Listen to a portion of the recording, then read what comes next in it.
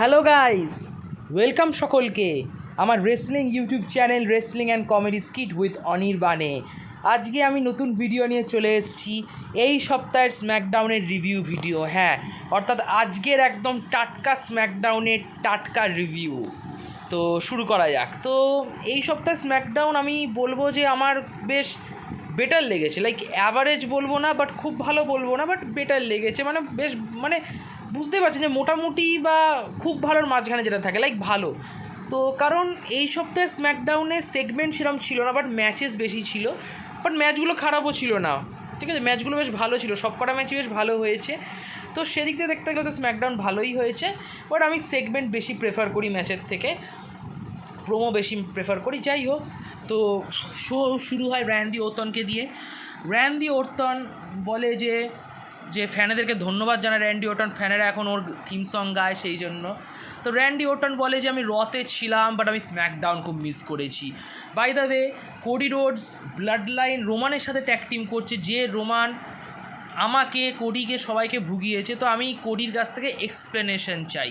তো র্যান্ডি কোডিকে ডাকে, কোডিকে এক্সপ্লেনেশন দিতে ডাকে যে কোডি কী ভেবে চিনতে রোমানের সাথে ট্যাগ টিম করার ডিসিশন নিল ব্যাড ব্লাডে। তো কোডি উত্তর দেয় যে আমি জানি তোমার এটা ভালো লাগবে না, আর আমি রোমানের সাথে ট্যাগ টিম করছি ব্যাড ব্লাডে। তো এটা আমাকে বোকাও বানায়, বাট মূর্খ হওয়া ভালো নাকি কাওয়ার্ড হওয়া ভালো? তো বেসিক্যালি কোডির লজিক অনুযায়ী ও রোমানের সাথে ট্যাগ টিম করছে, এটা একটা স্টুপিডিটি। যাই হোক, স্বীকার তো করেছে আমাদের কোডি ভাই, অ্যাকসেপ্ট করেছে ট্রুথটাকে। মানে কোডি অনেস্ট, কিন্তু যাই বলুন, আপনারা যাই বলুন, কোডি ভাই অনেস্ট। কোডি স্বীকার করেছে যে একদম মূর্খামির কাজ করেছে, বাট রোমানের সাথে ট্যাগ টিম না করলে ওটা নাকি কাওয়ার্ডের কাজ হতো। লাইক কোডির লজিক নিয়ে আমার খুব উদ্ভট লাগে। যাই হোক, নেভার মাইন্ড। তো র্যান্ডি চুপচাপ শুনছে। তো কোডি আরও বলছে যে আমি রোমানের চোখের দিকে তাকিয়ে দেখেছি, আমি রোমানকে বুঝতে পারি, রোমান কিন্তু মিথ্যে বলে না, রোমান তার কথার দাম রাখে। কোডি এটাও বলে যে রোমান বলেছিল ওর টাইটেল ধরে রাখার জন্য সব কিছু করতে প্রস্তুত, আরও সব কিছু করেছে ওর টাইটেল ধরে রাখার জন্য। রোমান এটাও বলেছিল যে কোডির কাছে ওর টাইটেল হারালে ও কিছুদিন মুখ দেখাবে না দর্শকদের, আরও সত্যি মুখ দেখায়নি। আর রোমান এখন ওকে কথা দিয়েছে কোডিকে যে ও কোডিকে সেভ করবে ব্লাড লাইনের হাত থেকে, নিউ ব্লাড লাইনের হাত থেকে। মানে কোডির গায়ে একটা আঁচড় আসতে দেবে না, কোডিকে প্রোটেক্ট করবে বেসিক্যালি। তো কোডি বিলিভ করে রোমানের কথাটাকে, আর কোডি বিলিভ করে যে রোমান ওর কোনো ক্ষতি করবে না। তো বেশ, তো কোডি একটা জিনিস প্রশ্ন করে র্যান্ডিকে যে আমার মনে হয় না যে তোমার কোনো আপত্তি আছে আমার সাথে রোমানের ট্যাগ টিম নিয়ে, তোমার কোনো প্রবলেম হবে? তো র্যান্ডি একটা হেভি কথা বলে, হ্যান্ডশেক করে কোডির সাথে। র্যান্ডি কোডিকে বলে যে আমার কোনো প্রবলেম নেই তোমার আর রোমানের ট্যাগ টিম নিয়ে, বাট তুমি যদি প্রবলেম তৈরি না করো সেটা আলাদা কথা। সো এটা কি বললো র্যান্ডি ঠিক বুঝলাম না। সো মেবি একটা হিল টার্নের টিজ, বাট পুরো স্ম্যাকডাউনটা এই সপ্তাহে একটু অন্যরকম দেখিয়েছে, এবং আমি এক্সপ্লেন করবো একটু ভালোভাবে।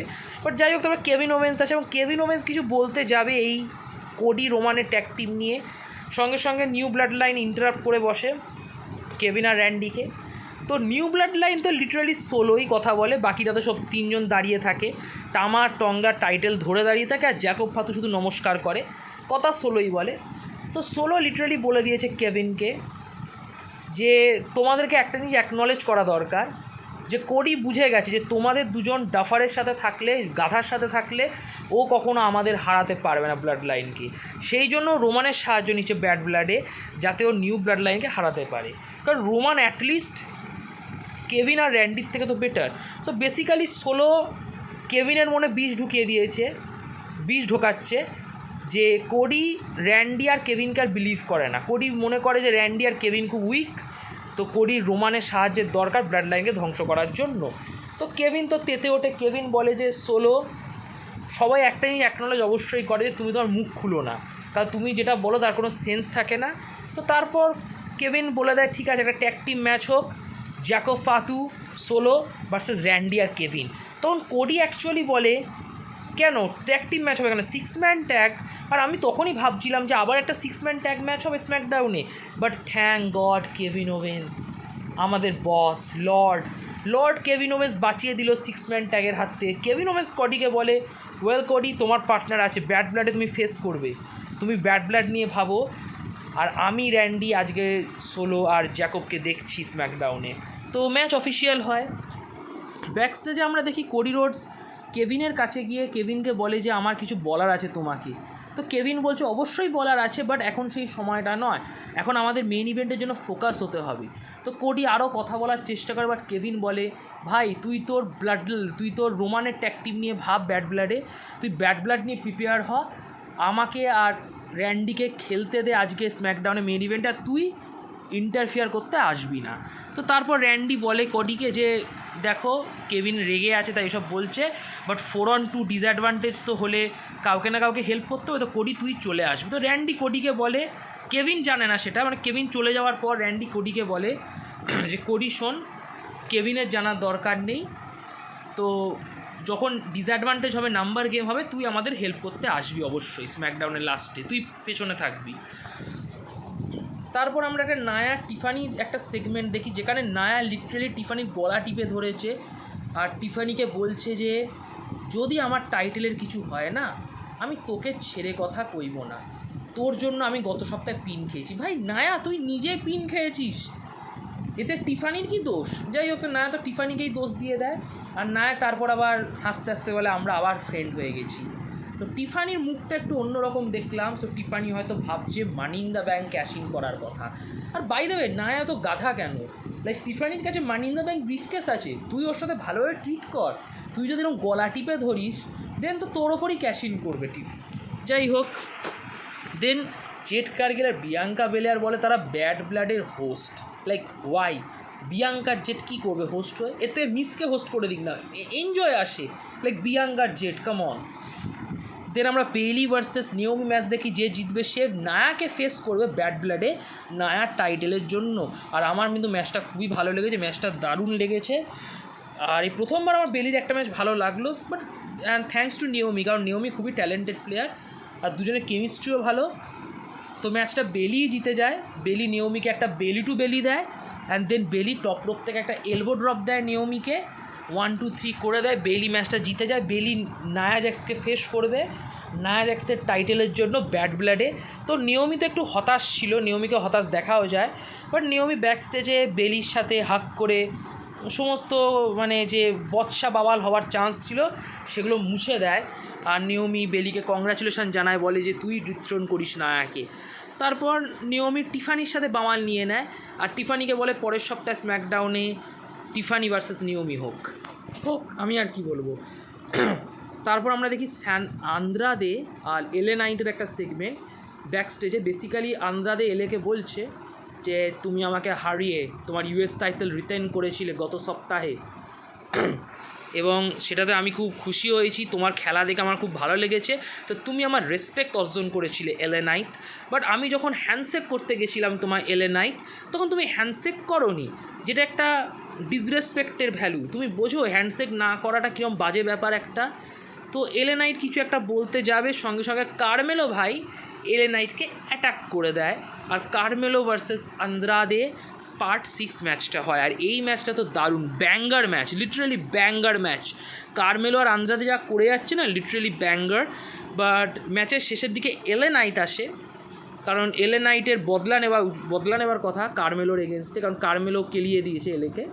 তো এলে কারমেলোকে মারতে গিয়ে কারমেলোর গায়ে তো হাত পর্যন্ত তুললো না, ডিস্ট্র্যাক্ট অ্যাকচুয়ালি আন্দ্রাদে হলো, অ্যান্ড আন্দ্রাদেকে রোল আপ দিয়ে কারমেলো ম্যাচটা জিতে গেল 1-2-3। ইয়েস, কারমেলো ম্যাচটা জিতে গেল আন্দ্রাদেকে হারিয়ে। সিরিজ এখন 3-3। আর এলে নাইটও ফিউরিয়াস যে ও কারমেলোকে হারাতে এসেছিলো, বাট কারমেলোই জিতে গেল।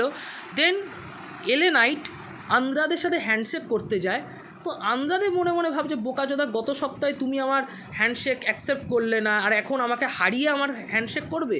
তো আমাদের আন্দ্রাদে ভাই অবভিয়াসলি হ্যান্ডশেক না করেই চলে যায়, আর আন্দ্রাদে আর এলের মধ্যে একটা টেনশন দেখা দেয়। আমি জানি এই রাইভালরি কোথায় যাবে, কি হবে, আমি সব বলে দিচ্ছি, শুনুন, আপনারা শুনে নিন। আমি একটা প্রেডিক্ট করছি, বেসিক্যালি কী হবে, কারমেলো ভার্সেস এলে নাইট হবে ইউএস টাইটেল ম্যাচ ব্যাড ব্লাডের পরে কোনো এক স্ম্যাকডাউনে, সেটাতে আন্দ্রাদের জন্য কারমেলো হেরে যাবে।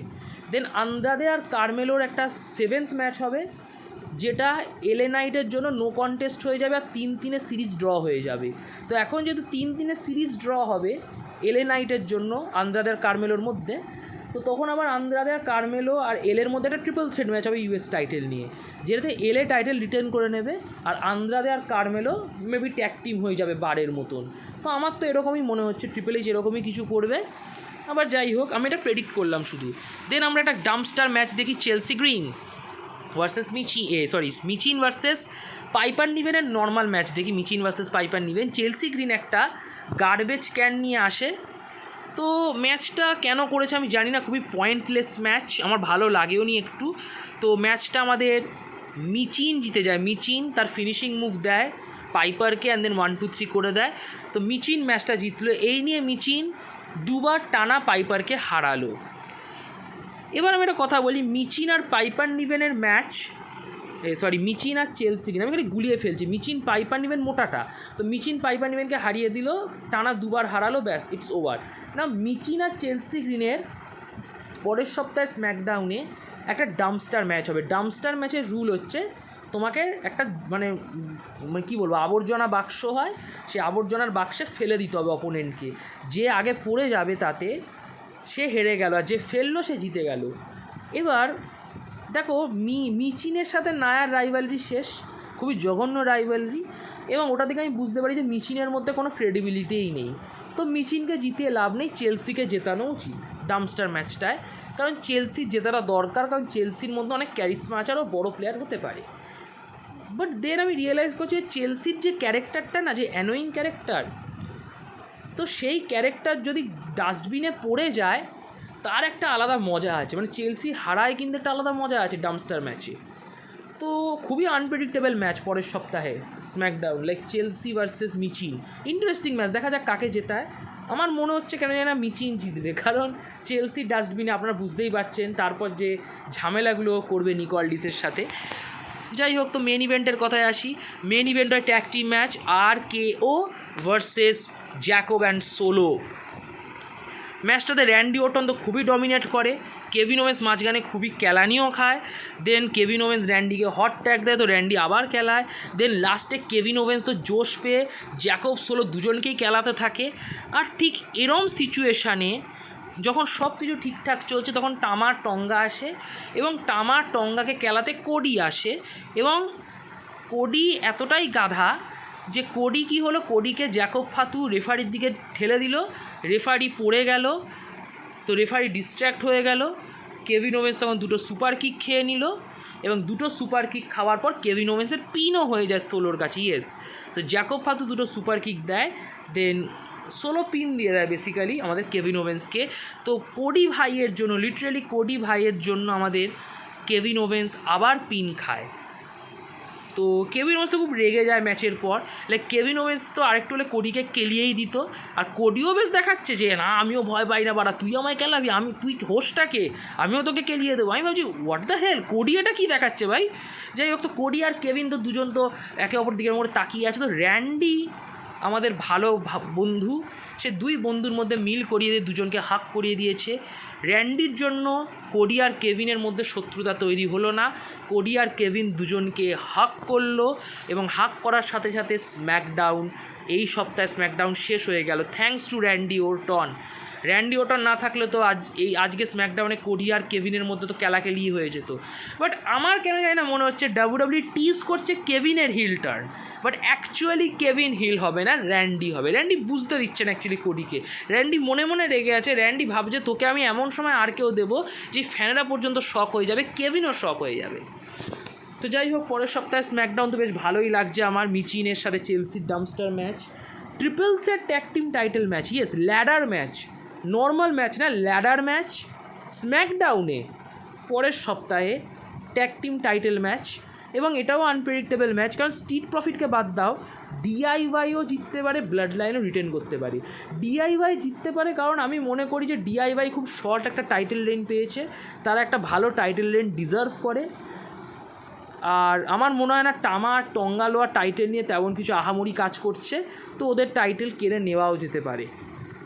বাট সেম দিকে আমার এটাও মনে হচ্ছে যে টামা টঙ্গাও রিটেন করতে পারে টাইটেল, ব্লাড লাইনকে স্ট্রং দেখানোর জন্য। তো দেখা যাক কী হয়, পরের সপ্তাহে স্ম্যাকডাউনে জানতে পারবো আমরা সব। দেন এজে স্টাইলস রিটার্ন করবে পরের সপ্তাহে স্ম্যাকডাউনে, ফাইনালি স্টাইল রিটার্ন করছে টিভিতে, হয়তো ট্রিপল এইচ আমার ভিডিও দেখে নিয়েছে, সেই জন্য হয়তো ট্রিপল এইচ এই ডিসিশান নিল স্টাইলসকে রিটার্ন করানোর। এবার দেখা যাক এজে স্টাইলস এসে কী করবে। তো যাই হোক, যদি আপনাদের এই ভিডিও ভালো লাগে ভিডিওটি অবশ্যই লাইক করে দেবেন, ভিডিওটি নিজের রেসলিং বন্ধুবান্ধবদের মধ্যে শেয়ার করবেন, আর আমার ইউটিউব চ্যানেলটি সাবস্ক্রাইব করবেন। আপনাদের সাপোর্টের খুব দরকার, প্লিজ আমার ইউটিউব চ্যানেলটি সাবস্ক্রাইব করুন, কমেন্ট বক্সে কমেন্ট করবেন, আর নোটিফিকেশান বোতামে ক্লিক করবেন যাতে সময় মতো আপনারা ভিডিওর আপডেট পেয়ে যান। So like, share, subscribe, notification বোতামে ক্লিক আর কমেন্ট বক্সে কমেন্ট। Good bye.